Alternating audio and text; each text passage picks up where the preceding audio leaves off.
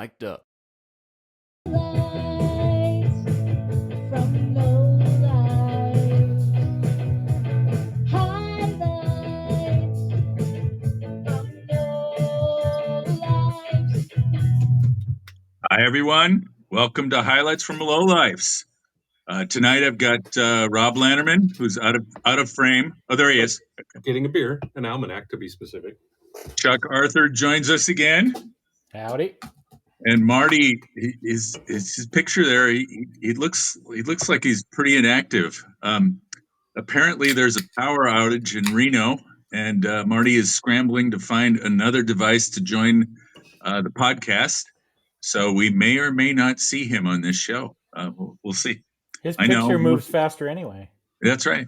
I know most of you tuned in to watch Marty, so we'll try to do our best. Maybe we can go find 3 clip-on ties and set the show for him.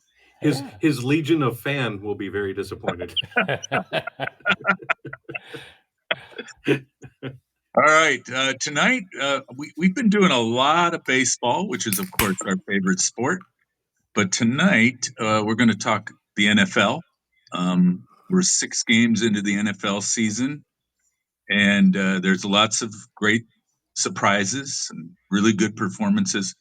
But as the Lowlifes tend to do, we're going to gravitate towards the disappointing people and the teams and coaches, all of that. Marty's in. Hey, Marty. I'm in the dark. That's candle power, believe it or not. So we'll see how long this lasts. Probably better that way. I've been told I've been in the dark the rest of my life. I've explained the big power outage in Reno, and yep. And we don't want to disappoint your fan, so we we have started the show and promised that we'd all go get clip-on ties, but now we don't have to do that, so it's good. Yeah, but for the record, I hate you. So tonight, top 5 biggest NFL disappointments through week 6. And that could be a player, a coach, a team, something about the NFL itself. That's perfectly fine. It's your take, and we'll go down that path. We haven't talked NFL for a while, so this will be fun. We can, I think, as we rifle through each one of the hosts tonight, we'll ask each host to tell us who their favorite team is, and that'll probably put a little bit of a spotlight on what their biggest disappointments are. We'll have to see. Anyway, thanks for joining us. I think this is episode 60 or 61, something like that. And the Lowlifes started this a little over a year ago. We are a group of baseball players in the Bay Area playing senior baseball through fantasy camps. And during the pandemic, we got together on Zoom calls for our mental health. Those evolved into these top 5 shows. We met up with the folks at Mic'd Up. They liked the platform for proof of concept show, and here we are doing it again. So let's get started. Chuck. Yes, sir. Who's your favorite team and your number 5 disappointment? And my number 5 disappointment. Well, I guess I'll start with team. Well, my favorite team is I'm kind of ashamed to say this, the Oakland Raiders. Okay. Not the Raiders. LA Raiders, not the Vegas Raiders, the Oakland Raiders. Mm-hmm. Okay. So anyway, you're gonna have to wait further down the list for me to get into that issue. So. My number 5, I'm going to go with Brandon Ayuk, the 49ers wide receiver. He's had quite a few drops, but he hasn't been targeted much either. So this is just as much, I guess, a disappointment in the 49ers play calling as it is with Ayuk himself. But he has dropped a few, and he's just not playing anywhere near his capability. And I mean, I as we talked about before the show started, I haven't watched a whole lot of football this season, so most of my perspective comes from playing fantasy league football, and that's where my disappointment with Ayuk comes. He's, except for 1 week so far, he's barely made half the number of fantasy points that they projected for him. So just not doing real well. I don't know where that started, whether he is during the holdout at the beginning of the season and his late signing of a 4-year, $120 million deal with the 49ers, which, $30 million a year, you'd expect more out of a wide receiver of his caliber. So Exactly. anyway, that's my number 5. Mm-hmm. Okay, who's up? I'm going to go with, let's go with Marty before his battery runs out. All right, hold on. Let me check my notes here. All right, hold on. Okay. Oh yeah. Okay. All right. Now. All right, but tell us who your favorite team is. The first candelabra ever on the show. That's true. I don't. There's no favorite team. Okay. I will watch the 49ers because they're the local. I was a big 49er fan until the NFL decided they need to kick York out for, oh my goodness, gambling ties in Louisiana. And look where we are today. But that's okay. But, yeah.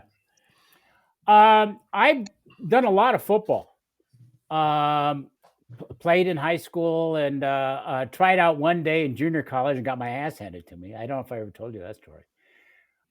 Refereed for many, many years. Love football. So on Thursday night, I'll find the game because I don't have the Prime package, but I'll find it. And then there's a team literally down the street, so I'll go down and watch them. And on Saturday, there's plenty of games on TV. But Sunday at the beginning, and you're there for the beginning of the game and all that kind of stuff. And you've seen this, you're ready for the game to start, and you sit down in front of the TV and look at what the are they doing? What is this they call a kickoff? What the? It's something out of Pop Warner. It really is. And I did some research, and I think that's why I went with the notes here because. So it was an intern. No, wrong page. Where'd it go? Yes, here we go. It was an intern at the NFL office who they said, we got to come up with something really stupid this year. So they went over the Canadian Football League and found the silliest rule in the Canadian Football League and say, we're going to adopt that. And that's how they got the kickoff for this year. Is it because they didn't want the returners getting hit so hard? Isn't that the reason they did that? Yeah. So is this football or is it powder puff or what is it? There's someone on this panel that's got a T-shirt that's kind of I can't quite, but wasn't that Mike Ditka who wanted to put a skirt on the quarterbacks or something or tutu? I mean, why don't you just might as well put it on the entire team the way this is. This is ridiculous. It is the dumbest thing to watch. The kickoff rule. Yeah. So I know that's higher up on the list than 5, but it's the first. So it's the first thing you do. What do you do? Kick off. So there we go. Yeah. Okay. Robbie, take it. All right. So for me, looking at some numbers and stuff, this time last year, the Philadelphia Eagles were undefeated. Now they're 27th ranked offense in both passing and receiving.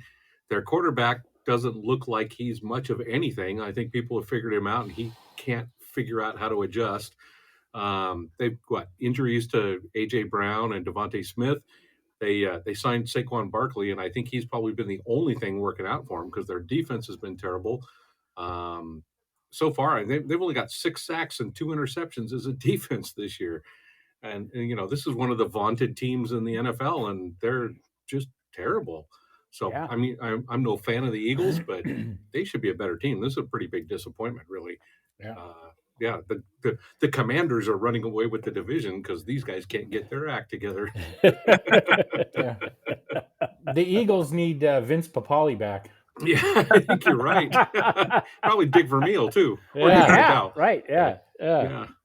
Oh, Rob, did you tell us who your favorite team is? Oh, okay. Well, I don't watch a lot of football anymore. I would be a Niners guy. I do have pre-Tom Brady. I always did like the Patriots, especially with Drew Bledsoe at quarterback. So not a big fan of the Brady era, even though he clearly was very good. But yeah, Niners and the Pats are probably right there for me. Got it. All right. So I think that leaves it to you. Okay. Well, my favorite team growing up was the Chicago Bears. And it's interesting for me to watch the Chicago Bears this year because for the first time since I've been alive, the Bears have a passing offense. They are attempting to pass the majority of the time. And let's qualify that though. A D is a passing grade. So the new quarterback, Caleb Williams, has thrown touchdown passes in consecutive games at a rate that has not been duplicated by the Chicago Bears since the 1950s. So, yes, it's very different and kind of fun to watch. Throughout my entire life, it was always about the running game. Let's 3 yards in a cloud of dust over and over and over again. Yeah. And they lived by their defense, and now they're a team that can scare the other team finally. So it's kind of interesting for me to watch. So I'm going to do the same thing that Chuck did. I'm not a huge watcher of NFL games on the weekend, but I am heavily involved in a couple of fantasy leagues. And you spend a lot of time studying for the right players, and one injury can take and flush what you've done. Yeah. And in my case, I've got Tyreek Hill, one of the top wide receivers in the NFL. He is fast. He just makes things happen. But if there's nobody to throw it to him, currently the Dolphins' number one quarterback, Tua, he's down. Yeah. I don't know when he's coming back. He's had multiple concussions and other injuries. So they're dealing with a kind of a three-headed monster of backup quarterbacks, none of which belong in the NFL. And teams can just shut down anything they try to do, even the short coverage. So Tyreek has become a decoy on offense, and that is boring to watch and does not amount to many fantasy points. So that's my number 5 disappointment, Tyreek Hill and the Dolphins. So well done. Well done. Very nice. Yeah. All right. Let us move to the number 4 pick. Can I start this round? Yeah, I know. You're going to run out of power. Go for it. No, well, okay, because I'm going to piggyback on the Bears. Oh, yeah. Yeah. And because, like I said, the new quarterback, new life in Chicago. But they scored 24 points in the first game, 13 in the second, 16. Then maybe then 24, getting a little better. Then they go to England and score 35 points. So it must be the exchange rate. Is there? I think that then look what's going to happen. I think Jacksonville's there now, and they're like 1-5. So maybe I think it's the exchange rate that helps the offense more than anything else. That never occurred to me, and probably will never occur to me ever again. Yeah. Fine. I'm just going to pass it. I'm just going to pass it off to Chuck, and I sit here and pout. Fine. Okay. No. What is your number 4 disappointment? Are you saying it's the exchange rate? It's the exchange rate of the Bears. Oh, okay, got it. Okay, all right. Okay. Yeah. I didn't Maybe say it you was just very have to- good. you I have just to call- piggybacking on the Bears. You just have to call their quarterback governor, and then everything will be great. he may be onto something.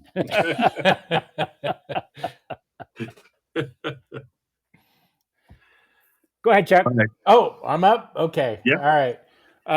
My number 4 pick is the young Bryce Young, quarterback who's sitting on the bench for the Carolina Panthers. Number 1 pick in last year's draft. I mean, the number 1 pick in last year's draft. Came out and just stunk it up in the first 2 games this season, and got replaced by Andy Dalton. 36-year-old Andy Dalton, 70.6 QB rating. Wow. I think Young could still do better than that. So I'm as much disappointed in the Bryce Young as I am the coaching staff for the Carolina Panthers. I mean, I don't understand. I mean, he's a rookie, and yeah, he had a couple bad games, but don't you have to give a number 1 pick a chance, you think? Especially when you're paying number 1 pick money. Yeah, a lot of money. Yeah. Yep. I mean, I don't know. I like the NFL back in the days when you drafted the quarterback and they carried a clipboard for a year or 2. Yeah. They learned they watched from the sidelines, they learned from the NFL, or they learned the speed of the game. They were right there with the offensive coordinator all the time. So sometimes he had hold those last guys year back. to do that. Yeah, and he did do that last year, but now they put so much money into these kids, they just jam them right out there, and I don't think that's healthy for all of them. Yeah. Well, when they had that bad loss to the Bears, they did throw him out there late in the game during junk time. And when the coach was asked after the game why he did that, he said, well, they got a lot of injuries on the front line and they wanted to protect Dalton. Really? You want to protect Dalton with your high-paid young, first pick quarterback and maybe get him hurt instead? That doesn't make any sense. But anyway, that's my number 4. Webby, what do you got? All right. This one, I don't want to offend any Swifties out there, so I apologize in advance. No, go ahead. Yeah, but I depend on Travis Kelce as to be the number 1 tight end in the NFL, bar none. And he came out the first few weeks and didn't get targeted very much and wasn't really much a part of the offense. And I'm thinking, what's going on? So I'm reading some of the Kansas City newspapers, and they're basically saying that Travis has had a very busy offseason and didn't really get in shape for the season in time. So these first few weeks are more like his spring training or his training camp time. And he should be good by week 7 or 8. And I'm thinking, what? Why is this okay? After the whip marks on his back heel, you mean? Or? Yeah, I'm thinking, okay, what's this guy up to? And then I guess he's following her around the world to all of her concerts, but he also is starring in a TV series. I think American Horror Stories. Oh, really? He's yeah. They're treating me like he's a TV star now, and I'm going, come on, what? You signed a contract with the Chiefs to play football. How about spending some time on that? Yeah. So he does a lot of commercials with his brother too. Yeah. They're not the Manning brothers yet. Wait, why don't you retire and then do TV commercials? Exactly. So that's number 4. Hey, shake Robbie. it off, Rob. Shake it off. I know. Shake it off. Shake it off. Woo-hoo. All right, my number 4 is a guy with the perfect name to be a defensive end, outside pass rusher. Was expected to be an immediate impact player in the NFL. First round draft pick out of Penn State. The guy's name, Chop Robinson. Chop. Hello, this is supposed to be a game breaker, a game changer, a wrecker, a guy who he's supposed to be like Nick Bosa is how a lot of people were touting him, having that same kind of impact from defensive end. So the Dolphins drafted him, and based on that, why wouldn't you? So 6 weeks into the season, he has 3 tackles. No sacks. It's a much faster league. Yeah. And how many penalties? Yeah, exactly. Yeah, I think he's that's what Chop does. It gets you a penalty nowadays. Yeah. I think he leads the league in false starts, and that's not even a thing you can get on the defense. Yeah. But I mean, for a guy that had a lot of hype, and I do remember in the draft, I'm like, there's a guy named Chop, and he's that good. That's going to be a great play. No, he's not. He's killing them. It's a lost first-round draft pick, and I'm not sure he's showing anything that says he's going to improve. So, Chop Robinson, welcome to the show. Wow. Okay. Yeah. All right. We are done with 2 rounds. What happens now? Well, we have a little thing called What You Drinking? Ooh. Hey. Ooh. My favorite segment of the show. We, as always, are sponsored by Almanac Brewing. The highlights from Low Life Show are very proud of that fact. In fact, we are going to, Rob's probably going to tell you a little bit later, but we are going to do a live show there coming up in November, right from the brewery. So we invite you to come out. You can make rude, loud comments right there, and the screeners can't cut you off. Almanac is one of the very best craft brewers in the country. They have a great reputation, and we all take turns drinking the different beers that they make. I'm back. I can't get enough of this. The Almanac Hugs Hefeweizen. It's a German-style Hefeweizen. It doesn't sit heavy and sticky on the side of the mouth like a lot of the American Hefeweizen producers make. This is a really clean, refreshing beer, and yet you still got enough full-body, hefty flavor that it's a pretty good beer, man. I can't tell you. What are you guys drinking? Very nice. Who's next? What you got, Chuck? Okay. Well, I'm drinking your favorite, Webby. The super or the Sour Nova Berry.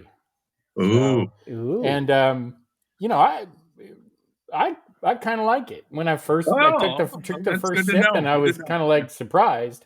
Now we know who to unload it on. Is that a beer? Or, wow. But it grows on you, like a fungus, and it's not really like a fungus. You know what I mean. Like botrytis, the noble rot used to make a sour beer. Yes, that's exactly. That's exactly what I meant. And so it starts to go down pretty easy, and it's like a fruit punch, man. I could see drinking too much of this real easy. So, yeah, you've been serving that at the kids' parties? Yeah, there you go. Throw it in the punch bowl, and it tastes just like that. The punch. So. Dunking for apples and that stuff, huh? All right. All right, Marty. Are you able to have a beer tonight, or well, I opened the fridge, grabbed something, and just said, "All right, what it is, and I lucked out. It's the Rocktoberfest. Very good. Yeah. I think this was on the side, so this may be the final one. But if it is, what a way to go. Perfect beer, full taste, but goes down real smooth. I haven't had an Oktoberfest beer that's any better. So thank you, Almanac. Yeah, I agree. I very much agree. Get me one of those. Yeah, I am also drinking the Oktoberfest. Picked up at my local Trader Joe's when I went for my monthly grocery shopping. It is the most popular beer in the aisle. Also went to Blast and Brew last week. Have you guys been to a Blast and Brew yet? No. Not done. All right. So Blast and Brew is a restaurant with 50 taps on the wall. As you enter the restaurant, you are given a credit card. Oh yes, one of those things. Yes. You pay by the ounce. Right. So I was excited to try this out. Been there a couple of times and got my little credit card. Went around the corner where all the taps were, and there was a line for the Oktoberfest, Almanac's Oktoberfest. Nice. Very, very popular. People are loving it. And it is it is best ice cold. It is very good. So yes, I'm with you, Marty. It's probably the best Oktoberfest beer I've had. So Yeah. All right. Yeah. So when we're there in November, will we still be able to get the Oktoberfest? I don't know, Rob. What do you think? November 6th, will they still have some? I'm guessing as good as it is, they'll be sold out. I'm guessing. All so right. we will, I'll have to look we will be else. there on November the 6th. We'll be doing a 6 p.m. Pacific show. I think we're going to do a theme somewhere around beer. We'll have several hosts that night, past and present, that will be on the air. You will get to see our brand new highlights from Lowlifes baseball jerseys, which just came in the mail the other day. And we'll soon have a way for our viewers to order their own jerseys. So check them out on November the 6th. All right. And I did I just add, I heard that the infamous Big Juicy may make an appearance. It is possible that Big Juicy will be there that night. Yeah. Wow, that'd be wow. Yeah. Yep. Well, as always, though, we're proud to be sponsored by Almanac Brewing, and look for Almanac wherever you find your best craft brews, because that's where you're going to find them. And if you go to the brewery, you visit them in Alameda, it's a great place. And if you do go there, tell them you heard about them from the Highlights from Low Life show. They may take pity upon you. Hey, and we have 2 What You Drinkins. Oh, all right. The aforementioned Big Juicy. What am I drinking? Well, I'm over on the coast, Pacifica, and that's Seaside, as in Seaside Almanac West Coast IPA. Enjoying the deep, relaxed, vast flavor of this IPA. Cheers. He kind of makes you want to drink one. Yeah, he does. Yeah. And then JC with our other What You Drinking. What you drinking? Well, back to the old tried and true Kolsch. Bright, refreshing, and crisp. Just perfect for me. JC out. Very declarative in his exit. We're going to have to change his nickname to JK for Kolsch. I think that's all he drinks. I do not think you are wrong. All right, let's move on to round 3. Again, the topic for this evening is 6 games into the NFL season. What are your top 5 disappointments? It could be a player, a coach, a team, or some combination of thereof, or just some policy that the NFL has, like Marty's kickoff rule, which I haven't heard anybody argue with yet. So I'm thinking argue in favor of, or you know, I haven't seen anybody go, wow, that new kickoff rule is really fun. Is that exciting? Oh, everybody's just stand there and watch the. It's like drinking a non-almanac beer. Yeah, good point. All right, whole new meaning to special teams. Robbie, start off round 3. All right, this may be on multiple people's list, but is there a more dysfunctional team than the Cleveland Browns? Oh man, that was my number 2. Yes, they're on my list. They made the playoffs last year, right? And now, holy crap, they're horrible. Deshaun Watson, he's somebody very high up in that organization is making the coaching staff stick with Deshaun Watson at this point, right? I mean, there's no other excuse for it. Well, he's making $45 million a year. What do you expect? Yeah, and I heard he's got pictures of the general manager at a Diddy freak off. So a freak out. Freak out. That's it. Freak out. Freak out. Oh yeah, I mean they're what a mess. I mean they've got some good players on both sides of the ball, but man, he is just. He is tanking it, and Jameis Winston is their backup quarterback, and he's a perfectly capable NFL quarterback. He's not flashy, but I mean, he would be 100-time improvement over Deshaun Watson. I don't know how much you're paying Watson That's at some point or another, you have to put winning ahead of the contract that you stupidly gave the guy. Yeah. So yeah, the Browns, man, oof, what a bad team, bad situation. And I feel honestly, I feel bad for the players and the fans because they deserve better than what the management and ownership has given them. It's just bad. Agreed. Yeah. So Yep. All right, Webby, why don't you go next? Well, you just said, is there a more dysfunctional team than the Cleveland Browns? My answer is yes. Oh, okay. The Dallas Cowboys lost 47-9 to the Detroit Lions in front of a home crowd. How deeply devastating that has to be for quote unquote America's team. Now, Robbie just said that he felt bad for the fans in Cleveland, and I do, but I just don't feel bad for the people in Dallas. Every year I get to hear what Jerry Jones thinks. I don't care what Jerry Jones thinks. Jerry Jones may have been a football mind 25 years ago, but not anymore. Yeah.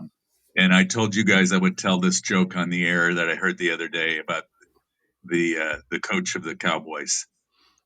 So Mike McCarthy is, of course, his job is on the line, even though he shouldn't be responsible for everything that's going wrong with that team. But they did say that folks didn't think he would be out of work for that long because this is Santa Claus hiring season. So he should be able to find a job very quickly.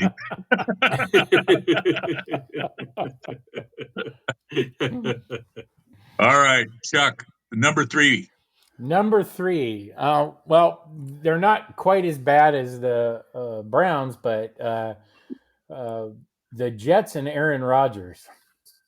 Very, very disappointing. The Jets were looking good, and then they made some changes, and they got Aaron Rodgers, and even though he's 40 years old, you figured, oh man, they ought to do pretty good. And other than one game, I guess the one against New England, Rodgers didn't play very well, neither did the rest of the team. So, in fact, after their last loss to the Bills, I don't know if you guys saw the interview with Rodgers, and he called his own team terrible. Really? Yeah. I mean, and then he blamed that final interception that he threw on his receiver for falling down. It's time for him to go. It's time for him just go. That was my question for you guys. Do you think that Rodgers was responsible for the firing of the head coach? I think he had a hand in it. I think he may have. Yeah. They got rid of him after week 5, and week 6 they didn't look much better. So it wasn't him, obviously. And then missing a couple of key field goals too in that last game. I mean and I just picked him up on my fantasy team too because my kicker has a bye. So I forgot about his horrible performance in the last game. Anyway, you could have picked up a Niner kicker. Yeah. Just insert name here. Yeah. But I mean, Rodgers has enough tools on that team. I mean, Lazard and Wilson are 2 of the best receivers in the NFL. Yeah. And there's no reason why they shouldn't be, 300 yards in the air every game, And I think they run the ball pretty good if they just decide that's what they're going to do. Yeah. Yeah. So anyway, that's it. The Jets and Aaron Rodgers, very disappointing. Yep. Mm-hmm. Yep. So, all right, Marty, you got to fill out this round. All right, thanks. Okay, I'm going to go with another. Just a few seasons ago, there was a playoff team, and they got stars, and it looks like this was a team that was up and coming, and they're just tanking it. And that's the Jacksonville Jaguars.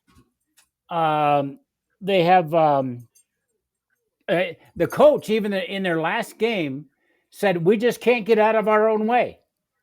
The head coach was up there, at the podium after the game.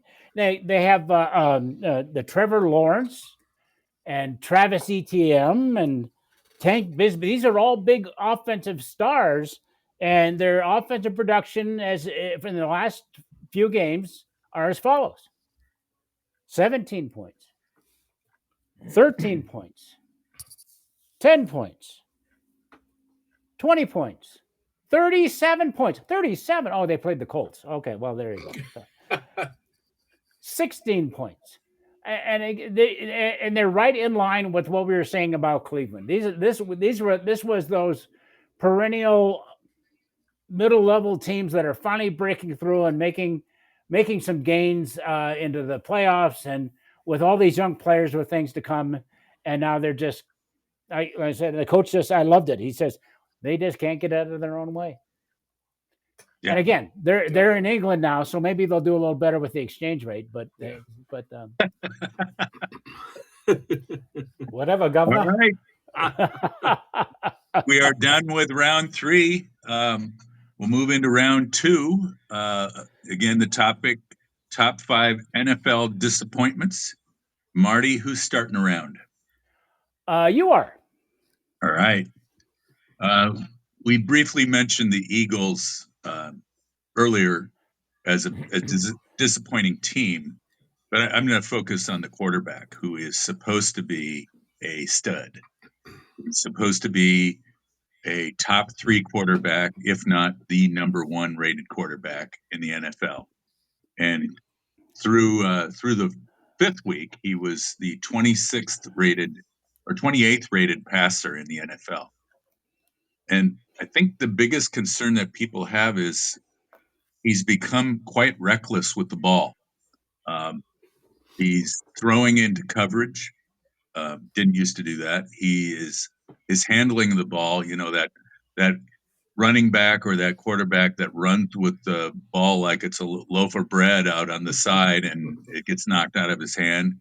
They find he's doing that quite often. Now I realize he's probably trying to give himself the option of throwing it, but it has ended in a disaster a couple of times. More times than not, yeah. Yeah, he's supposed to be a speedster out there outrunning defensemen and getting himself some time to throw, and that's not happening. Of all of these disappointments we've mentioned so far, this is the one that it's got to turn around, doesn't it? He's the guy. He's the player that brought them so far the previous seasons. What could have happened that made him this bad? Did people really adjust to him? I don't know. They adjusted to him, and then plus he feels like he has to take the world on his shoulders instead of depending on his relying on his teammates.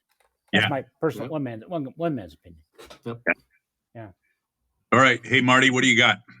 I just gave it back to you, so I'm gonna let's throw it over to Chuck, number 2. All right. My number 2, like I said, when Robbie made it his number 3 with the Browns, but I got a few other Brown Nuggets to mention about that. That's getting a little personal, don't you think? Flag on the play. A little too close for comfort. Well, they even lost to the Raiders, so that's one thing. But Deshaun Watson he only completes 61% of his passes. And isn't he supposed to be one of the quarterbacks who's pretty mobile, can get around, get away, make plays? He's been sacked 31 times. 11 more times than any other quarterback in the league. Oh, man. Yeah. And he's dead last with a 21.7 quarterback rating. Is that right? He's been sacked 31 times in 6 games? That's correct. Oh, my God. Damn. That's what my source said anyway. That's Archie Manning numbers. Yeah, and that's not counting hurries and pressures and everything else too. Yeah. Oh my God. Yeah. And then to make matters worse, they traded Amari Cooper away. Yeah. Although playing for the Browns, Cooper wasn't he wasn't a shining star either. He had 9 drop passes, which leads the league at this point in the season, including 2 touchdown passes that were right in his hands. But he's a quality receiver, and them trading him away is pretty much an admission that their season's done with. it's over. So And then they got one of the most. Is he still? Unless he's hurt, that Chubb. He's one of the finer runners in the league. Or he was. Yeah, he hasn't been producing either up to expectations. But was that Chubb Cooper's Johnson? going to the Bills? No, Chubba Hubbard. Chubba Hubbard. Is that who you're talking about? Yeah. Chumbawamba. Chumbawamba. Wasn't there a candy bar called that? Yeah, the Hubba Hubba. Or the Abba Zabba too, right? Yeah. So it'll be interesting to see if Amari Cooper lands in Buffalo and immediately becomes, a huge target for Josh Allen. That'll really put a nail in the coffin for the Browns. But yeah. Anyway, that's my number 2, shared with Rob's number 3. Robbie. Okay. All right. Hey, that's good teamwork. Thank you. So my number 2 was originally running backs, but then when I started thinking about it and really, really digging into it a little bit, it's actually analytics. And as baseball guys, we are all exhausted and tired of analytics. But I started thinking about it. Now, when we were all young, you could name every running back on every team. Every running back was a star. The weakest guys were still getting 800 yards a year rushing. But you could go through the teams like Terry Metcalf, John Riggins, Marcus Allen, whatever, OJ for that matter. You could go down the list and you knew the running back on every team. They were the star. They were the guy you wanted to be as a kid. You wanted to be that running back. Analytics has torn that up. And I think analytics started on defense when they started getting guys, well, he's a good pass rusher, but he can't stop the run. And he's a good run player, but we got to take him out in passing situations. And it's starting to bleed into the offense. And that's where I went, it's analytics that's screwing up the running backs. Because outside of Christian McCaffrey and Derrick Henry and Saquon Barkley, maybe one or two other guys, every team's got 3 or 4 running backs now. They're just running them out there in different situations, different alignments, different sets. And the quality of football is pretty bad. I don't think analytics is necessarily working too well on that. I mean, can you imagine telling John Riggins, well, you're a guy that likes to run through the line and run right up the middle, and we don't think you're appropriate for our play out to the right. Yeah. Yeah. Right. Riggins would have picked up the guy. He would have smashed the guy's iPad on the guy's head. and then he would have taken the ball and gotten his 5 yards. So, right. Yeah, I think analytics is starting to sneak into the game, and like I said, it's been there for a little while on defense, but now you're starting to see it in offense, and so it's a warning sign to me. And I mean, it's become much more of a passing game. Yeah, in the last couple decades, probably. Yeah. But that mix and match, and that's coming. They're going to, well, he's a good out runner, but we need a guy to run the middle pattern, so we're going to switch him out for this guy. And you're going to, I think that the stuff that we hate in baseball, you're going to start seeing work its way into football. Well, I think the big running backs, the big name running backs, will be the ones who can also come out of the backfield and make a catch, like Deebo Samuel and those kind of guys. Yeah. Yeah, that's good analysis. That was a very good, nice job there, Rob. Oh, thank you. Yeah. Thank you. Well, that brings us. We should be doing that on a regular basis, so people tune into this show. You mean actually be informative? Yeah, but in order to come up with that, they got to go through all the other shows to find the good stuff. We could do that. I mean, we're labeled a comedy show. That isn't fair, is it? See, sometimes comedy is ironic. Oh, ironical. Yes. So I guess we just finished round 2? I think so. What happens now? It's a part of the show I like to call. I'm glad I'm in the dark for this part. This is the part where Rob is going to tell you, we love the mic'd up people. So I want to clarify that. And there's some pretty good shows on here. But Rob's going to talk about them. All right. Yeah. Which makes it even more exciting, correct? Yeah. Of course. Yeah. All right. This is download, reload. You need to take a potty break. That's okay. You are watching us on the Mic'd Up app. Down at the bottom of your screen is a microphone. If you want to leave us a comment or a question, just tap on that microphone, and you have 30 seconds to speak and send us a note. If we like it, we'll play it on the air. But please participate. That makes it more fun for us. I see we got a lot of good comments tonight about the topic, and we'll be playing those in a little bit. We are a proof of concept show on the Mic'd Up network. Mic'd Up is attempting to sell into teams, organizations, associations, and we are one of the shows that they show to other folks to sell. So yeah, I guess we are important. So there. And it's a great sales pitch too, because they go, look at these 4 idiots, they can do it. Yeah. If they can do it, you can do it. I get the concept part, but how are we proof? I never thought of it that way before. I'm pissed. Wait a minute. Hold it. So there are some other shows besides ours that are circulating on a regular basis. The Rovner Report, AJ Rovner, who is an employee of the New York Giants football team, has a regular show. The bulk of his shows have been about the NFL, the Giants, and how they're faring each week. But AJ is going to do a show tomorrow, which is going to be about his beloved New York Rangers hockey team. And he's going to talk about the Mets-Dodgers playoff game, which is going on right now, that he is attending with his dad. So this should be interesting. He's a big Mets fan, and he's very good at analyzing the game. So I think we'll tune into that one tomorrow. Jim Darby. Jim's a former Easton executive, Mizuno executive, and an author. Jim has a bi-weekly show on the platform. He had a show last week that I think you should all watch in the archive.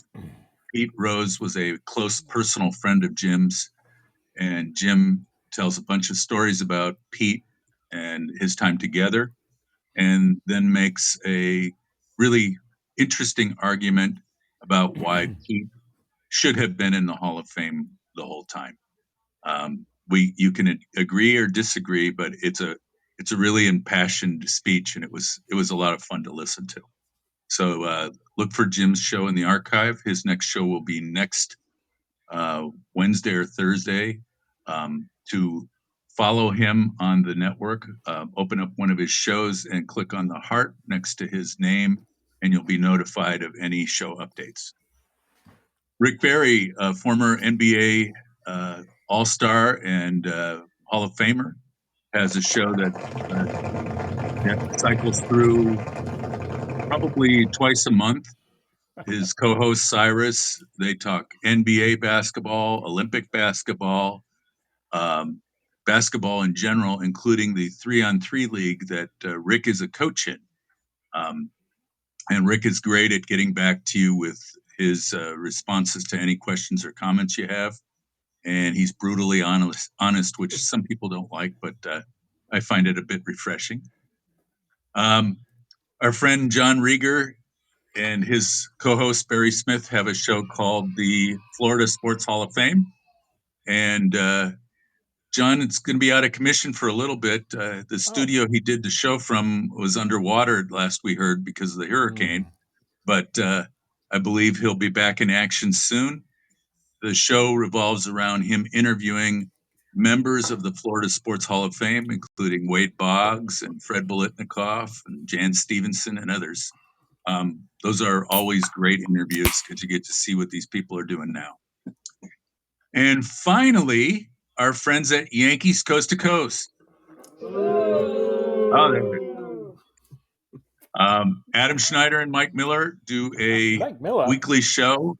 They've actually popped up the intensity with the Yankees being in the playoffs. I think they're going to do a show tomorrow to talk about how the Yankees are doing versus the Guardians in this league championship series. And I think they're up 2-0 now. What will a World Series be like with the Yankees playing either the Dodgers or the Mets? I think Major League Baseball is getting its money's worth. All the big markets are still in play, and this could be a big moneymaker for Major League Baseball. I'm not sure I'll watch, but sure you guys will. Yeah, you will. You'll watch.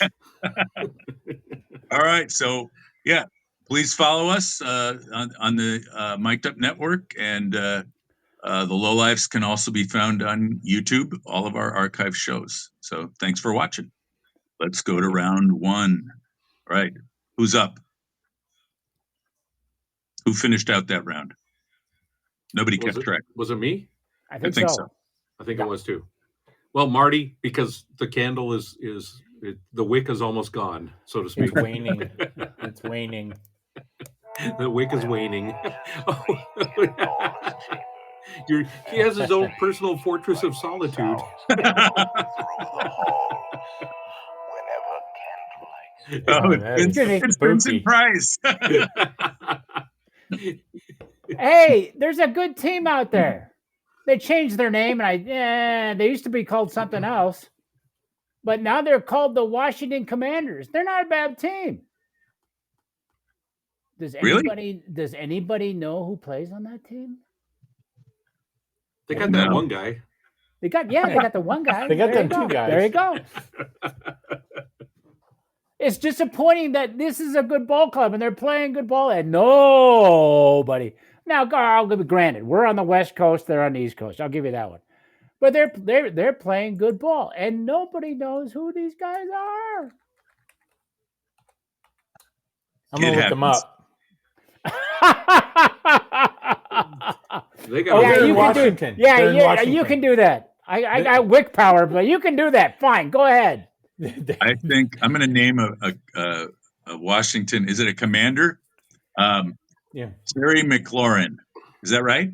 Yeah, I think. All right, I got one. I got one. I'm one ahead. Okay. One ahead of you guys. Receiver, I think. Yeah. Anyway, so since you did so well, you take it, Rob. What's your number one? Okay, well, I'm a Bears fan, but I also like watching the local team, the 49ers out here. And they're still fun to watch, but not as much fun with basically the number one running back in the NFL being on the sideline. The new guy's doing well, but it's just not the same. And to miss out on Christian McCaffrey and what he could have been doing for that team and what a difference maker he is to the team. Yeah. It's a little disappointing. Again, still fun to watch. The good news is his little brother is playing for the Commanders. Oh, another McCaffrey. All right, Luke McCaffrey. All right, yeah. And the quarterback. What's the quarterback of the 49ers? Purdy. His little brother is the quarterback at the UNR down the street here. So yeah, is that right? Okay. Yeah, he's the backup quarterback. But yeah. Mm-hmm. Yeah. So that's disappointing.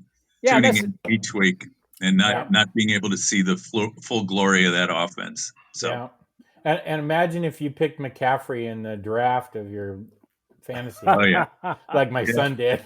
That would be a huge disappointment. First round, baby. It's a long season. He still could pay off. Yeah, he could. Yeah. So. All right, Chuck.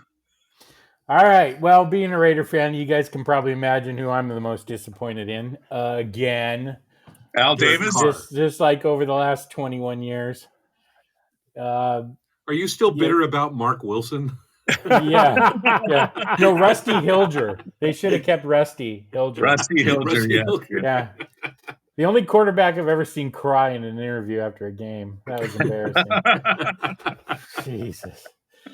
Anyway, at 2-4, they're, I expected them to do a little bit better. I was hoping they'd be a little bit better, but the whole situation with the quarterbacks, Minshew and O'Connell, it's just what a disaster. It's like the same old thing. It's like on rerun year after year after year. Yeah.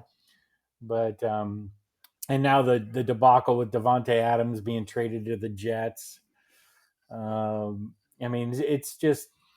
And you can't. I guess you can't blame it all on the players or the coaches. They've had before last week's game, there were 16 players on the injured list, and then right before the game, 2 more got added. So 18 players on the injured list before the last game. So it's hard to win games like that. But I get it. I blame it on I blame it on the owner's haircut. I mean, yeah, I've never seen a guy look more like Dr. Seuss. He probably injured all those players with that haircut. I had the answer for the Raiders. Uh-oh. An exorcism. Yeah, there you go. Yeah. But probably the most disappointing thing is being in Vegas, the home crowd. My understanding from talking to some people who were there and then reading it in a couple of articles is that the home crowd was 70% Steelers fans. And, wow. Yeah.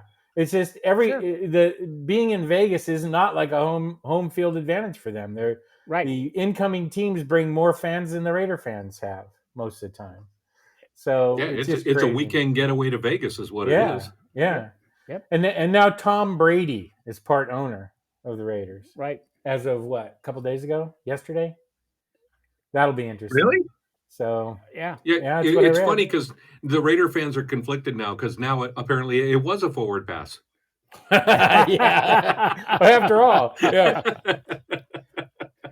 Yeah, and you're right. Yeah. And if it's to extrapolate and getting off track a little bit, and that's one of the reasons that are still pulling for trying to get the A's to Vegas is not so much the A's fans, is what it'll do for baseball as far as bringing in, like you said, right. the weekend pass to the Vegas to watch. I agree. The visiting team. I agree. Yeah.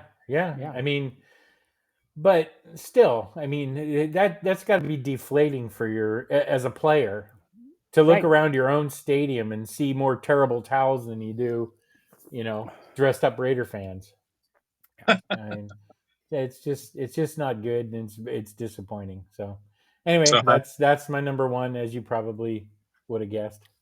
How do we fix it, Chuck? What do we do? How do we fix it? Yeah. Bring them back to Oakland and build them a new stadium. Well, what about the old stadium? Shit, there goes my blood pressure. Hang on a sec. All right, I'm good now. All I have to say is okay. Blood pressure's high. All right. I go back to the exorcism, but that's all right. That's fine. Yeah. No, I don't know what the answer is.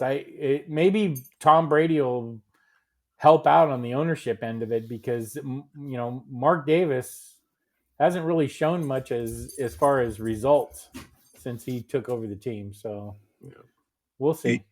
He's been pretty active on some of the dating apps though. So he is out there. He's working to get noticed. Yeah, with that haircut, I'm sure it'll be no problem for him. So, all right, Robbie, what do you got? All right, for me, the biggest disappointment in the NFL so far in 2024 is actually the NFL itself. And by that, I mean, there are 6 teams with just 1 win already. I mean, that I don't remember a year when there was this much mediocre and bad football. Maybe the talent's getting diluted now. It's too many teams, too many games. Guys are getting hurt sooner, earlier, whatever. But it just feels like, I mean, if there's 6 teams with just 1 win, that's what the Rams, the Panthers, the Jaguars, the Titans, the Browns, the Patriots. I mean, there's like 3 playoff teams in there from last year that now have 1 win this year. It's horrible. There's 7 teams that have less than 100 points after 6 games. Yeah, which is just stunning to me. That's only 16 points a game. Most teams can, even the Dolphins can roll up. No, okay, not the Dolphins, but not the Dolphins. Yeah, even the Browns can roll. No, they can't either. Well, yeah, and a lot of it goes back to injuries. Like the Raiders have had. A lot of the other teams have had that too, especially offensive players. Yeah. So maybe that's what the problem is. That training sucks nowadays. The Dolphins have scored 60 points this year in 6 games. 60. Yeah. And yet they have 2 wins. Yeah. Well, that's how bad the league is. I think the league is bad. I mean, 14 teams have more points allowed than points scored, and almost half of those teams are at 500. That's ridiculous. the mediocrity of the game right now is just and again, I think analytics is in there, and I don't know that analytics translates to football, but they're trying, and it ain't working as far as I can see. But man, the quality of football is just poor. It's hard to watch. It's hard to watch a game right now, unless you see like when the Chiefs play the Niners coming up like this week, or God, there's nobody left, is there? There's not that many good teams. Well, yeah, everybody. I agree. Everybody thought Dallas Detroit was going to be a good game, and on paper it should have been. But yeah. Well, Dallas went out and scored 9 points for Jerry Jones on his birthday. There you go, Jerry. I just get off my back. The quality, it's hard to watch. The quality of the football right now is really bad, and I maybe diluted talent, a little bit of injury, and I know what they said, like there's 1.6 career-ending injuries on Thursday night games, and there's like 0.8 career-ending injuries on Sundays. Oh, I didn't know that. There's really? some kind of link there, possibly to this, just them trying to jam the NFL onto our TVs and to the viewers, that it's actually detracting from the game. Wow. You know what's distracting for me is every time your dog shakes in the background and we hear the chains rattling. Yeah, no. That's Marley. We're already having our Charles Dickens Christmas thing going on here. Oh, I got it. I thought it was my belly button ring. I didn't think you guys could hear that. I really didn't. Now I can't unhear it. Oh, Jesus. Oh, God. All right. Did everybody put out a pick in that round? I think so. Did you? All right. Yeah. Okay. Yeah. Got it. So we have completed ours. I'm sure we have some honorable mentions to talk about, but hey, Robbie, why don't we play in our fans and see what they say? Yeah, absolutely. I think this is, if I'm not wrong, this is the Mike Miller from the Yankees Coast to Coast. Yeah. Top 5 most disappointing items in the NFL. As a Jets fan, I could say Jets, Jets. That would be 5 items. But Aaron Rodgers has to be the tippy top of that list. What a disappointment. 5 times in the 25-yard line and in yesterday, and only 1 touchdown, not to mention the awful throw to end the game and blaming his wide receiver. What a bum. Yeah. Yeah. We already touched on that. There you go. It isn't so much about the incomplete pass. It's not taking responsibility for himself. Yeah, and exactly. The Bills, and getting back to my point, the Bills are supposed to be one of the elite teams, and they beat the Jets by 3. Yeah. It was too close for comfort, for sure, for the Bills. But the reason the receiver fell is because he was trying to stop so he could get back to a ball that was thrown 20 yards behind him. That's why he fell. So, I mean, come on. I agree with Miller. That's just, what a bum. Yeah. All right, JC checks in. Most disappointing in the NFL this year? Number 5, the dynamic kickoff. Yep. Confusing, boring, and just plain dumb. Number 4, Christian McCaffrey hurt to start the year. Number 3, the Niners' inability to hold a lead. Number 2, Apple TV? Peacock? Where the heck is the dang game? Yeah, that's a good one. All right, JC. And JC's got one more. And the number 1 most disappointing is an announcer, $370 million for 10 years. For what you saw? Boy, the GOAT, Tom Brady, sure got the reach around, squeeze, and grab on Fox for that one. That's how he can afford to be part owner of the Raiders.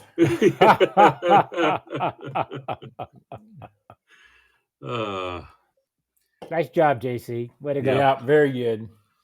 That's a really good point about the networks and where the hell the games are. I mean, give me a break. Yeah. Same thing's happening with baseball too. I mean, till these TV networks get this all figured out. Like, my mom goes, "What's an Apple TV?" Yeah.